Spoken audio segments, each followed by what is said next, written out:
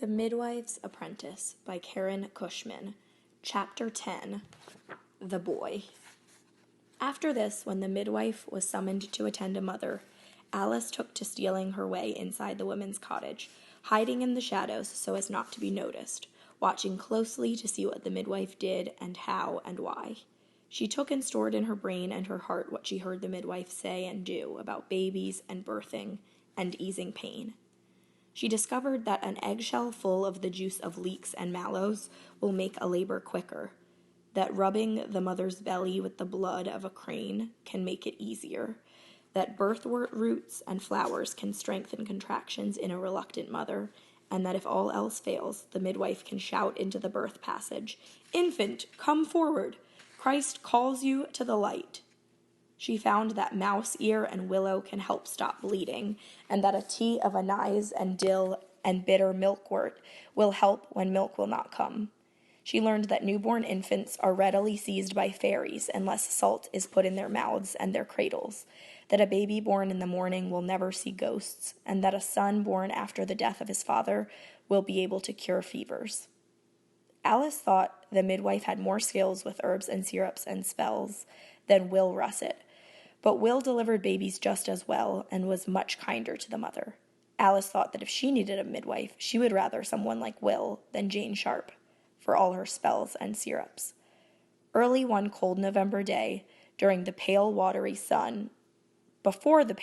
sun could light up the morning sky, Alice left the midwife's cottage and hurried to the cowshed to see Tansy's twins, now called Baldred and Bilfrith, after the saintly local hermits, and give them some parsnip tops to munch.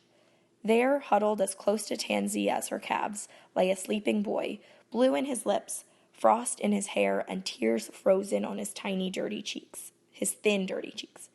Her coming startled him awake, and he jumped to his feet. "I be leaving, mistress," he said. "I took nothing, I hurt nothing, I be going." Alice grabbed his arm. "Wait, boy. I mean you no harm. Who are you?" "I be nobody, mistress, I go."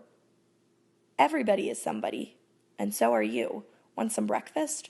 From the sleeve of her own gown, Alice pulled the parsnip tops meant for the cows and some cheese she had saved for the cat, and fed instead the hungry boy. She watched him as he ate.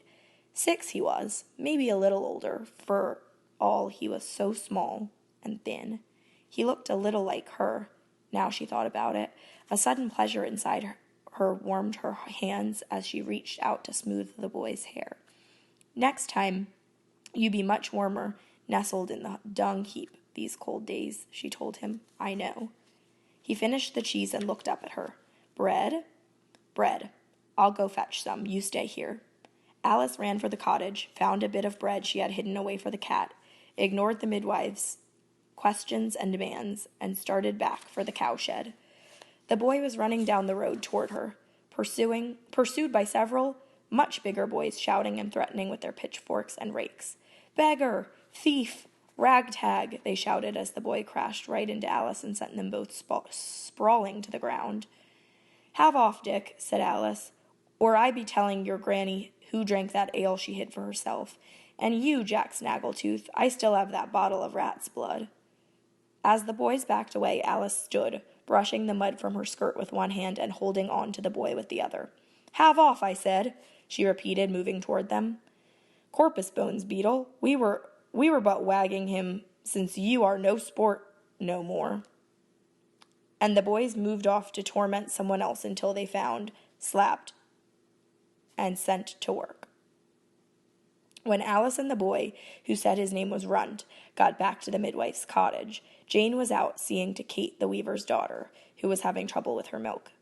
Alice brought the boy into the yard, cleaned his face with her skirt, and combed the straw from his hair, all the while telling him that Runt might be a good name for a small pig, but never for such a likely-looking boy as he, and that she would help him find a place to sleep and something regular to eat, but he would have to have a real name, for she was not taking anywhere anyone named Runt. "What is your name?" the boy asked. "Alice," said Alice. "Then I be Alice, too." "You cannot be Alice, for it is a name for a girl." "What then is the king's name?" Alice did not know, so she hid the boy in the chicken house and went about the village asking folks what the king's name. Longshanks, said the baker. Hammer, said Thomas at the bridge. The devil hisself, said Brian Taylor, who was a Scot, and so had reason to feel that way. Just the king is all, said several. Edward, said the bailiff. The king's name is Edward. Edward, said Alice to the boy. Then Edward is my name, said Edward, who used to be called Runt. Alice nodded. She could see the midwife coming in the distance, so Alice spat on her fingers and rubbed a bit of stubborn dirt off Edward's cheek. Go, she said, up that road to the manor. They're hiring boys to help with the threshing. Tell them Jane the midwife sent you, and bid them remember the good job she did delivering Lady Agnes's stubborn son. Now go. Edward shook his head and grabbed a piece of her skirt in his fist, but she put him off. So he straightened his tunic and went, looking back once to throw a brave shaky grin at Alice. The returning midwife, angry at Alice for ignoring her earlier, set her to do all the least pleasant chores, roasting frogs' livers, boiling snails into jelly, stripping the thorns from dogberry roses. But Alice minded little, for she thought not of her tasks, but of Edward's face and the abundance of bread and cheese up at the manor, looking for a hungry boy's belly to fill. The end.